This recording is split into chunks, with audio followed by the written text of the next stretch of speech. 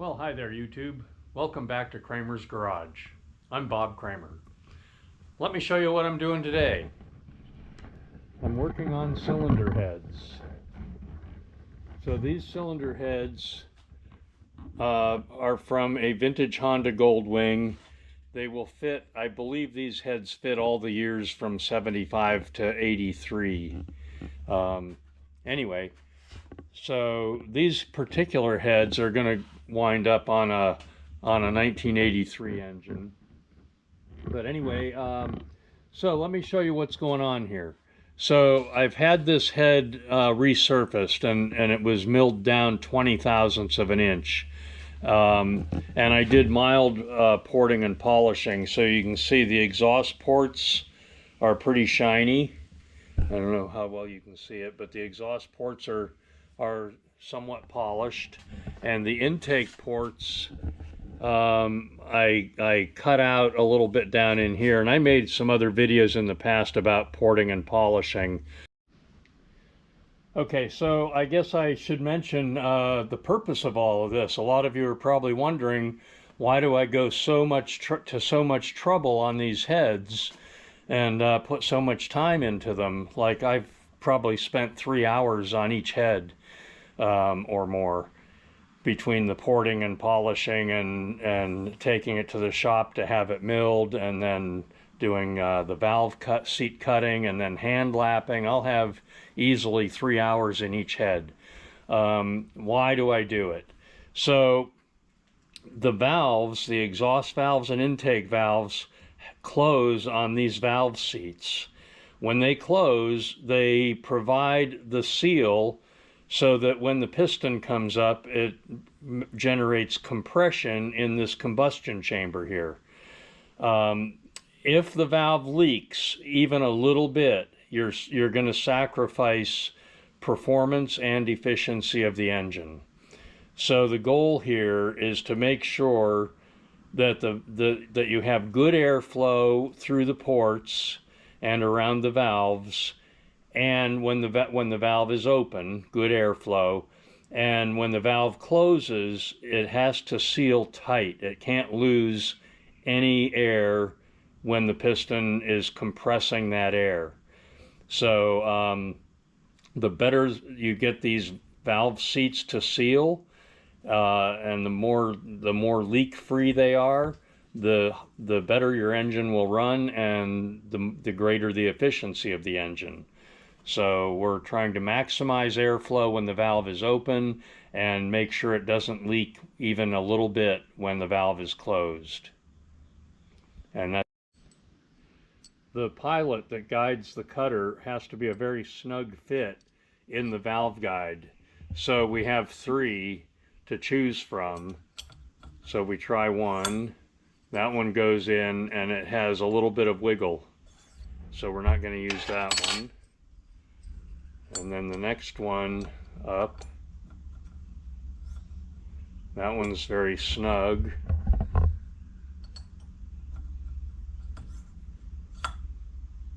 This one has a little wiggle. So this is the largest one I have of the 3.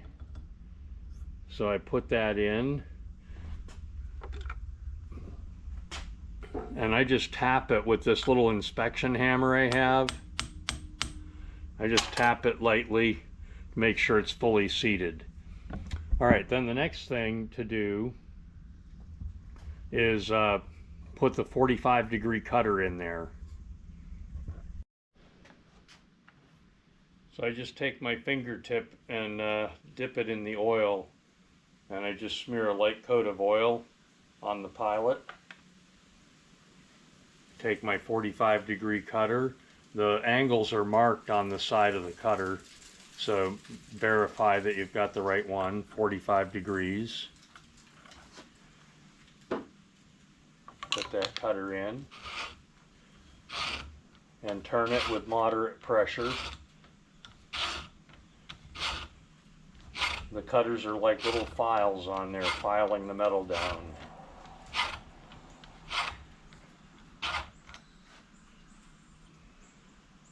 Take that out, blow the chips off, Shine a light on it. And you need to cut this until you don't see any more pitting. I'm going to take a little bit more.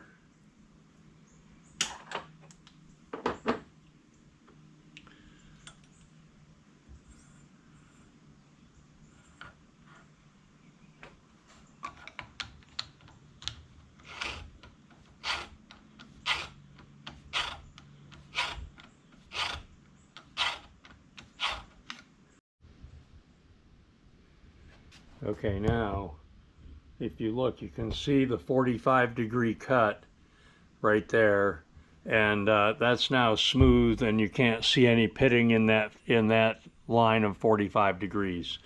So the next thing I do is I turn that cutter over. It's 30 degrees on the other side, and we're going to make another cut.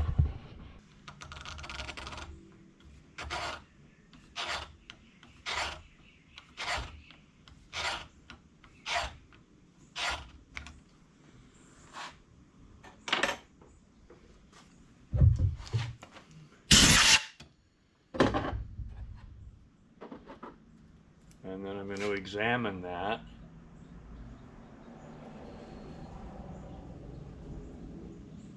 All right, I can now see the two cuts. And then I'm going to take the 60-degree cutter. Now the 45-degree section is where the valve is actually going to contact the valve seat. And that's where the magic happens. That's where it has to seal. And in the service manual, you have to have the service manual for the bike you're working on. But anyway, in the service manual, it tells us that valve seat, that 45-degree cut, is supposed to be 1.4 millimeters in width. So if you look at this now, you can see, I hope you can see that the 45-degree cut is getting narrower, and I'm going to make it even a little more narrow. I'm going to get it down to about 1 millimeter. So I take the 60-degree cutter again,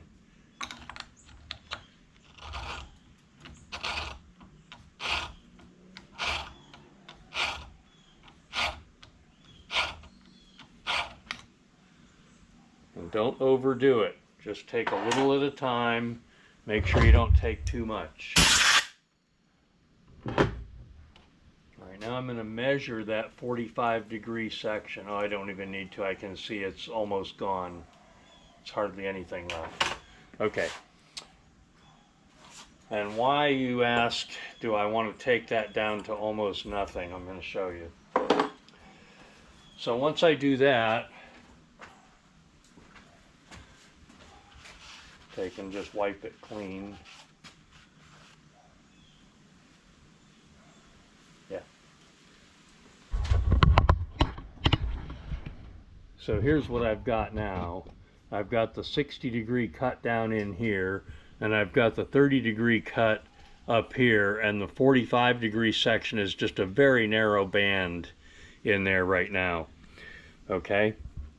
Now, when you do the 30-degree cut, you just take enough metal off just so the cut shows, and then you adjust the width of the 45-degree band by cutting more on the 60-degree angle. And what that does is it shifts the contact surface, the valve contact surface, up toward the compression chamber so the valve doesn't sink as deep into the seat. And you want to keep the contact area up toward the compression chamber, because if you cut it down in too low, the valve sinks too deep into the valve seat, and then two things happen. Your valve spring decompresses more with every operation, with every closure of the valve. It decompresses more, so it doesn't hold the valve as tight. And also, when the valve is deeper in the seat, it makes the compression chamber larger, it has larger volume, and it actually reduces the compression of the engine. Now, I had this milled 20 thousandths off, which increases the compression of the engine, so I don't want to ruin that by cutting my valve seats too deep. So the next step in the process is to paint this blue. And ordinarily I would do all four and then do the blue paint, but since you guys are watching, I'm going to do one valve seat from start to finish, and then I don't need to do all of them on camera.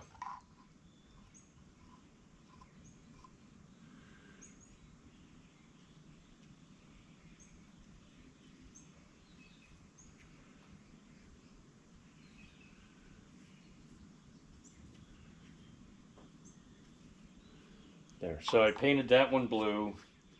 While that one's drying, I'm going to do the other intake valve. I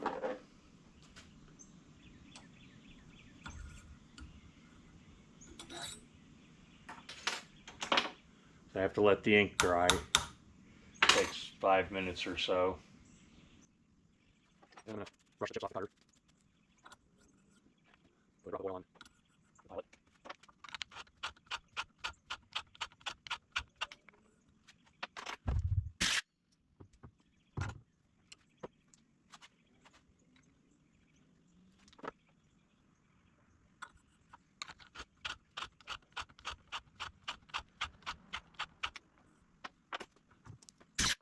Again, you don't want to take away more oil than you need to.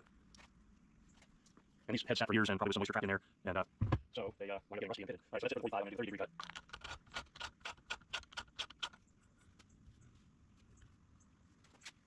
A little bit more.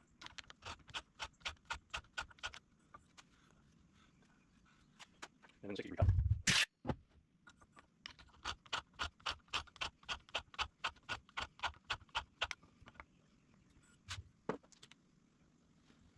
Okay, that's it. That one. And then I'm going to go ahead and make that one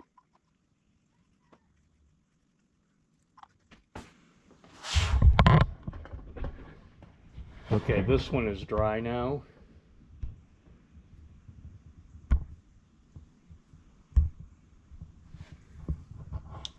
See that? The ink is dry. Alright, so the next thing to do is to go back in with the 45-degree cutter.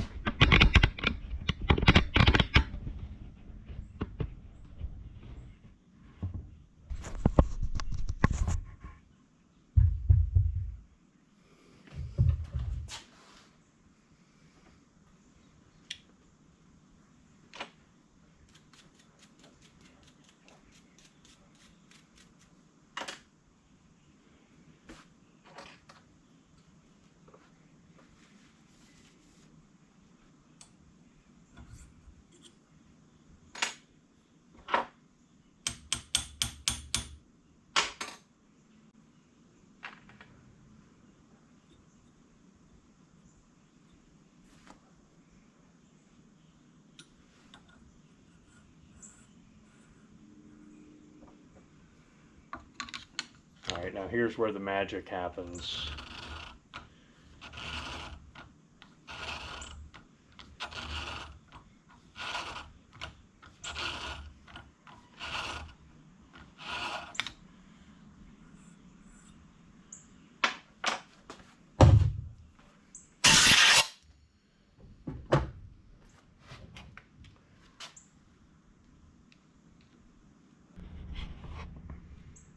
Okay, you can see the silver band. That's my actual valve seat. That's where the valve is going to contact.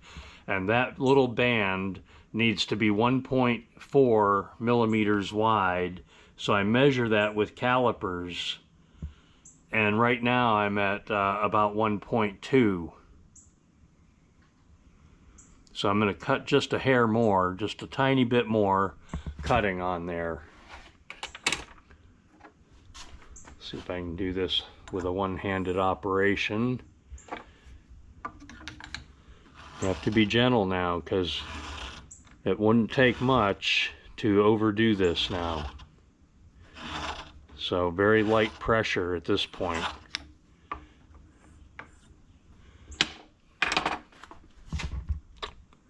Get the calipers.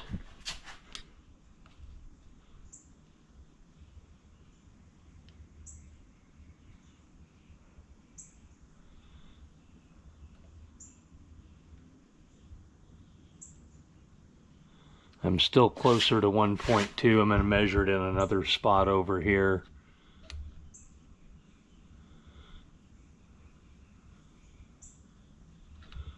Yeah, around 1.2 still. I'm going to take another little cut.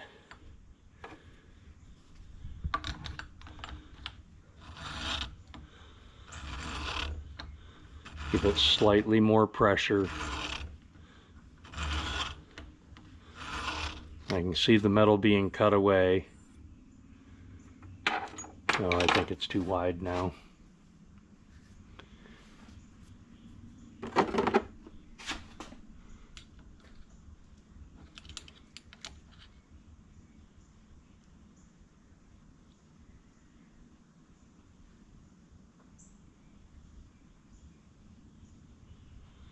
Yeah, it's about 1.6 now.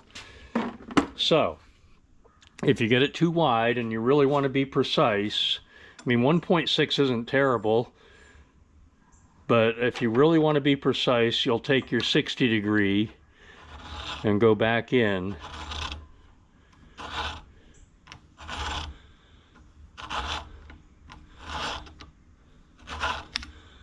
And make another little cut.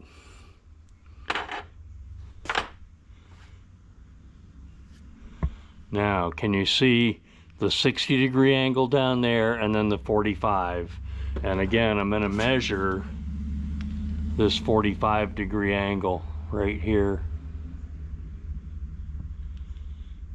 Yeah, and that's still wider than I want. Looks like about 1.8. I'm working with one hand now and holding the camera with one hand. I hope this comes out okay.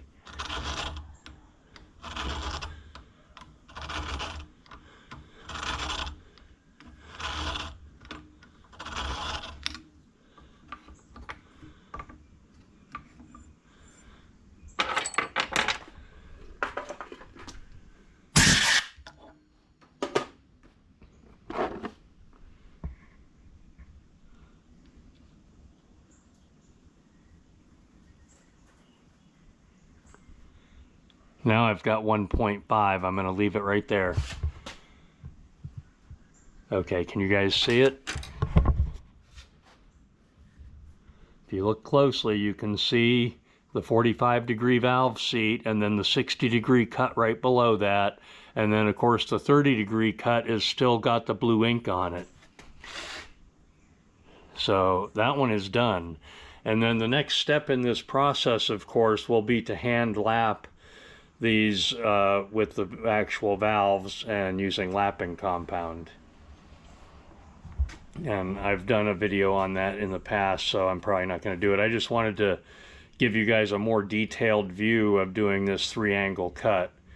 And I'm doing it a little different now than I used to. When I first started doing these, I was doing it a little bit different. But anyway, I've developed this process and it's working really well for me. I'm getting a pretty precise valve seat at my 1.4. 1.4 to 1.5, I consider that really good. Above 1.5, I usually will do a recut if I wind up above 1.5. Now keep in mind the exhaust valve seats are a little harder than the intake valves. They get kind of hardened from the heat, I think. But so when I cut those, I have to apply a little more pressure to the cutter. But anyway, I'm going to go ahead and finish this head, and I'll bring you guys along and maybe just speed up the video.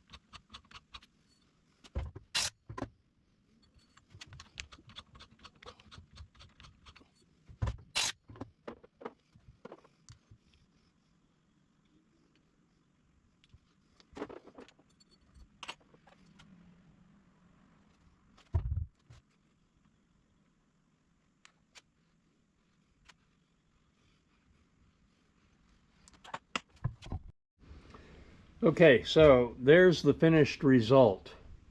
This is what your new seats should look like. The silver band is the contact area where the valve is actually going to contact the seat, and that needs to be approximately 1.4 millimeter wide, and these are all at 1.4 to 1.5 right now. So that's pretty good. So the only thing left to do on this head is hand lapping, and I've done some other videos about hand lapping in the past. So I don't think I'm going to do that on this video. But if you guys need a refresher on hand lapping, leave me something in the comments and I'll do another video just on hand lapping. But anyway, this is how you do a proper valve job on a cylinder head. You have the head milled. If you're not trying to increase the compression, you should at least have a light cut taken off the head to ensure that it's perfectly flat and it'll seal properly on the head gasket. That's my best advice when you're working on a 50-year-old engine or 40-year-old engine or whatever. Have the head lightly milled. If you want to increase the compression a little bit, take a little metal away. I took 20 thousandths off. And then do a precision valve seat cut. Oh, clean up the ports really well. If you want to try removing some metal, there's a fella named David Vizard that has a wonderful series of videos on porting.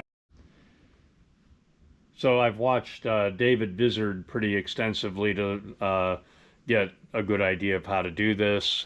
I was also received some tutoring from a former motorcycle racer who used to build his own race engines. So anyway,